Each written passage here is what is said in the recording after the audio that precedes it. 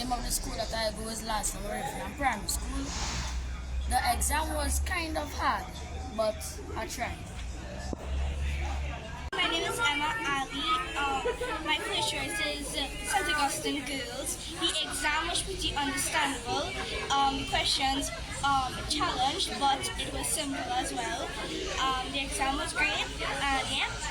My name is Malik Rambrat, and I go to Trinidad Presbyterian School, and the essay examination was very well actually. The creative writing was okay, and the math was okay as well, and the language was easy. My first choice is Hillview College. I like that school because it's very prestige and good. My name is Kanisha Philip, and the exam was, I think it was pretty good. And my first choice is Holy Name Convent in Portis Bay, and I'm kind of confident that I'll pass with it. What's good, everyone? It's Nigel here, Trinidad Empowerment Network. So, thousands of our kids have just finished their SCA exams in Trinidad and Tobago. They've worked hard. They've got dreams, aspiration. They've got big things planned for the future. They're excited. It's great to see their happy faces, talking about how they're looking forward to playing video games now, to relaxing and doing the things that kids really enjoy doing. But I watch these kids with a lot of hope and optimism for them, but my heart breaks because I wonder what sort of future we're building for them in Trinidad and Tobago.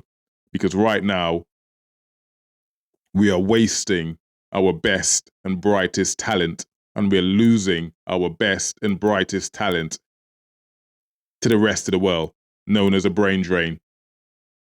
And this I find really, really hard to take, hard to, as someone who has ended up abroad,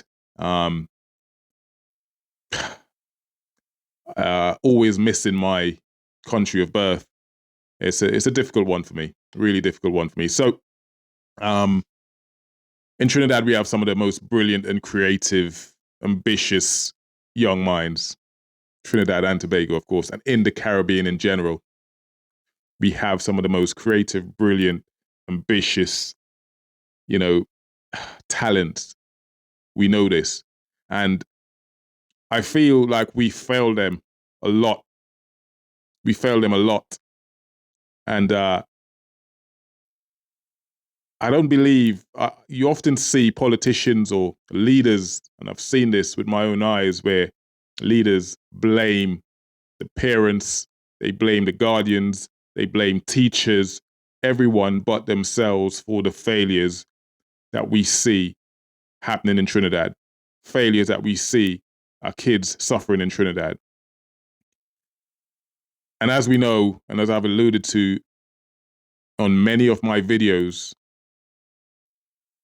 we still have this over-reliance on oil and gas in Trinidad, whilst countries like Norway use oil, the profits they make from their oil and gas, their natural resources, to diversify their economy, whether it be the money that they make from their natural resources is put back into education, technology, and a sovereign wealth fund for the country.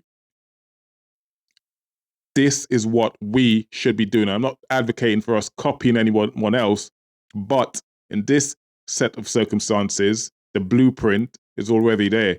What works is already there. So if we could, this is why, again, I say I've created this platform for that very reason, because at some point we need to stand up and hold these people to account.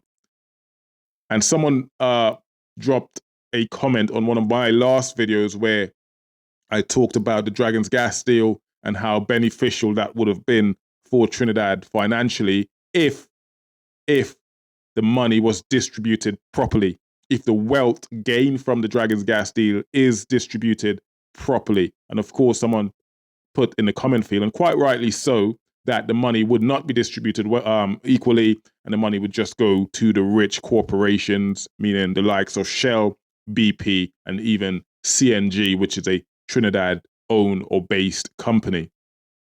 Yes, I don't necessarily disagree. I do not necessarily disagree, because that is what we've seen over and over and over again. And this is why I created this channel, because at some point we need to stand up and say enough is enough. We need to stand up and say enough is enough. And we haven't done that. And I know people are like, well, how do we do this? And where do we go? And I understand that. I understand the confusion. I understand the frustration that I'm sat here talking to you about, oh, we need to do this and we need to do that. Well, we need action, but the action starts here. The action starts with our youngsters. And if someone could see this and be educated as to what is actually going on, then maybe by the actions, or not necessarily the action, but the fact that I've done these videos may inspire someone to do something or to really take action. And like I've said before, one voice is one voice, right? One voice is one voice. But Martin Luther King or Malcolm X, one of my heroes, or two of my heroes, certainly Malcolm X, didn't start a movement on his own. He had the backing of the people, right? He had the backing of the people.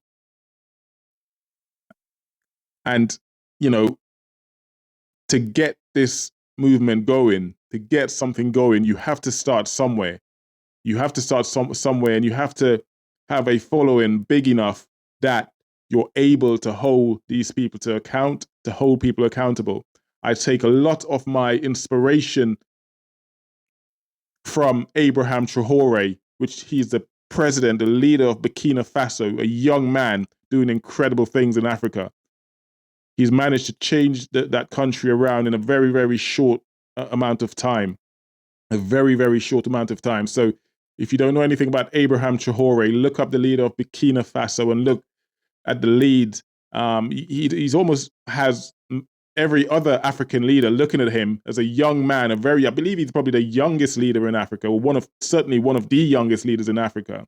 It's inspiring a generation. He inspires me daily. And if he's able to do it and change the fate of that African country, Burkina Faso, who has no natural resources, by the way. We have more natural resources than they have. Yet he's he's managing to turn the fate of that country around. They're not anywhere near where they want to be yet, but he's kicked out the colonizers, the French. They've out of the country. No French military left in the country. And he started to diversify the economy. It's built on the back of the people, essentially. So he's got the people inspired, he's got the people on side, the people on board with what he's doing, and he's managed to inspire them and then generate growth. He started with agriculture and energy, investing in that, because he's realized a country is useless without energy and food. Corruption. Corruption is a huge thing in the Caribbean, in Africa, in these countries, and he's gotten rid of that. That's where another thing we have to look into. Where is the money going? For a country, like I've said to you before, that turns over a GDP of close to 30 billion US, anything between 25 and 30 billion US a year, with a population of 1.4 million, we should be doing so much better. Everyone should have money in their pocket. There should be no one struggling. Struggle breeds crime. The reason we're so worried about crime in Trinidad is because people are so poor. Poverty breeds crime. And you could bring any amount of police or any amount of technology, so long as the poverty rate remains high, the criminal gangs will find a way around it. They are desperate people. They will do desperate things. So when we hear politicians talk about we're investing more in police technology and investing more, you need to invest more in the people. You need to stop them. You need to come up with the antidote to stop them from committing crime in the first place. This is what we need to do. So going back to the youth, Trinidad, it breaks me to see that they're so excited, right? They're looking forward to the future. They just finished their exams. They've obviously worked hard. They're brilliant-minded kids. But if we give them nothing, we give them no hope, where do they go? I'm huge on things like apprenticeships. You earn whilst you work. So you're on the job, you're learning on the job whilst earning a wage. That's huge over here in the UK. The government in the UK is investing massively into apprenticeships, tech. We cannot keep waiting for America and the rest of the world to invent things and we just grab onto the coattail. We need to be ahead of the game. We need to see ourselves as the future of the world almost. We can't stop waiting for the rest of the world. At what point are we going to wake up and stop looking up to America and looking up to Britain and everyone else and start thinking, hang on, we could be leaders too. We have all the facility. All this takes is effort. All this takes is a bit of investment. The kids in Trinidad, they have the knowledge, the same knowledge the American kids have, the British kids have, in some cases, better, because they have to work hard. A lot of time you find in the UK and America is that the kids are chilling because things come a little bit easier for them. They don't have to work as hard. I believe that in 2023, the unemployment rate for youngsters in Trinidad was 10 to 12%. It's nowhere near that in the UK, right?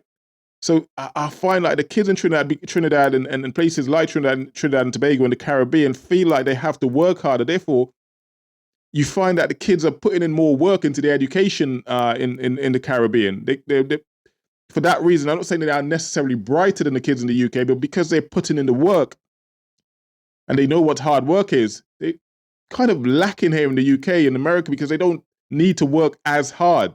The problem is we're not keeping up with the technology that they need in the Caribbean, in Trinidad, for them to prosper, and they're falling by the wayside. And even if they've gone to school and they've gotten great qualifications and whatnot, it's not relatable to the job market. So you've got a qualification in whatever you have, and that qualification is not relatable to the job market. We need qualifications. We need a school curriculum that relates to the job market. So if I get a qualification in say, history, unless I'm going to be a history teacher, what use is that going to be for me? So the work or the exams that they do at school, you know, the subjects they learn at school has to be relatable to the job market, right? Whether it be in finance or tech or whatever, entrepreneurs or businesses or whatever you learn at school has to directly transfer over to the job market. That way, you don't have a bridge between you getting a qualification at school and going into a job that's not related to that qualification. What would be the point in getting that qualification in the first place? This is what the sort of things we need to be doing in Trinidad. I say apprenticeships. Apprenticeships are the best things that we can do. We need to give them hope. We cannot afford for them to be leaving Trinidad or looking for pastures new, going abroad. The ability to go abroad now is getting narrower and narrower, by the way. Trinidad, I mean, as we know, if you saw my previous videos or one of my previous videos where Trinidadians now need visas to come to the UK. That wasn't the thing. We now need visas, or they've made it inherently difficult for you to come to the UK now, and they've done the same in America. So they don't even want us to come. They don't want people from the Caribbean coming to their country. Right? So I've got so much hope, man, for these kids. You know, I've got so much hope for these kids. So these are some of my solutions, and I've made a note of some things that I think that the government, the prime minister, whoever the prime minister is in a few weeks' time, they need to take action as soon as possible. I've already mentioned massive investment needs to go into apprenticeship, right? So that money we're making from oil and gas, please, government, if anyone in government sees this, stop siphoning our money out of the country to foreign investors. Stop cut the tax loopholes, please. Stop allowing people to take money out of Trinidad to put in banks, offshore banks all across the world, please. We need the money that we make, just like the likes of Norway, the money we make from our natural resources need to be reinvested. We need a sovereign fund in Trinidad, meaning that money made goes into some sort of a bank, right? To keep it simple, that money is kept, and that money is put back into the economy to reinvest into the people in Trinidad. We can't keep doing the same thing and expecting a different result. It is indeed the definition of madness. We need to create a national youth entrepreneurship fund. That's another thing that, if we create something where the youths, they leave school and there are jobs for them to go into, whatever you want to be, whether it be tech, coding, agriculture, massively on tap, tourism, music, there needs to be a fund or funds put aside. Call it the National Youth Entrepreneurship Fund for them to go into. So there's nothing for me greater, there's nothing better than getting paid to learn a trade. There's nothing better than getting paid to learn a trade, whether it be in tech, whether it be something, find something that inspired you, something you want to do. Whether you want to be a doctor or, I don't know, a nurse or a pilot or whatever, you put the money into entrepreneurship and it's there for these kids to go into. And now they have hope. Now you're giving them aspiration. Now you're feeding their creative juices. And they're like, oh, yes, this is what they want. Instead of looking abroad, looking elsewhere, looking to America, the UK or Europe to go.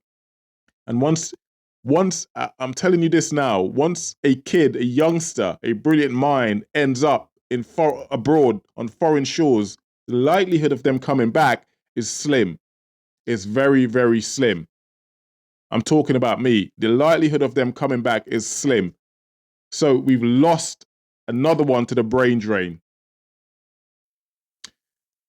I mentioned agriculture, I mentioned technology, financial literacy. Again, that's huge for me. Financial literacy is huge. These youngsters need to understand how money works. They need to understand how money works. Financial literacy. I find a lot of the subjects we learn at school is not relevant to real life, not relevant to the job market, not relevant to how we live as adults. If we don't know anything about money, how money works, how to invest, where to put my money, how to put your money into something as simple as a saving account. So the money, gains interest. Finding a saving account with an interest rate that allows you to build on the money that you have. Instead of money, when I was young, my granddad used to put the money under his bed. But putting the money under your bed doesn't gather interest. So if you put the money, you find an investor's account or a savings account that allows you to put money into the account, and every month the saving, the interest on that account, whether it be a 4% interest rate, for example. So your £2,000 or it's not pounds, dollars. That's the UK. Your $2,000 turns into, by the end of the year, turns into $3,000 because you've invested it or you've put it in a saving account rather than have it sat there doing nothing. It's stuff like that we need to learn. We need to learn financial literacy. We need to learn, the basics of life really is what needs to be taught at school. And,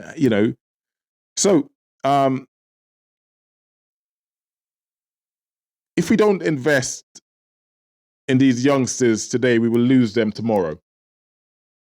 And we would have no one to blame but ourselves as usual. But if we act now and we invest wisely, we educate properly, like I've said, we lead with vision, we could build a new generation of greatness in Trinidad and Tobago, in the Caribbean. I love what Mia Mottley, the Barbados Prime Minister, stands for. I wish I could one day have a conversation with her, because I think she is on a level with everything I stand for. She's a great leader. And I hope whoever becomes the next leader of Trinidad takes a lot of their lead from her. And Abraham Traore, my man in Burkina Faso. Brilliant young mind, brilliant young leader.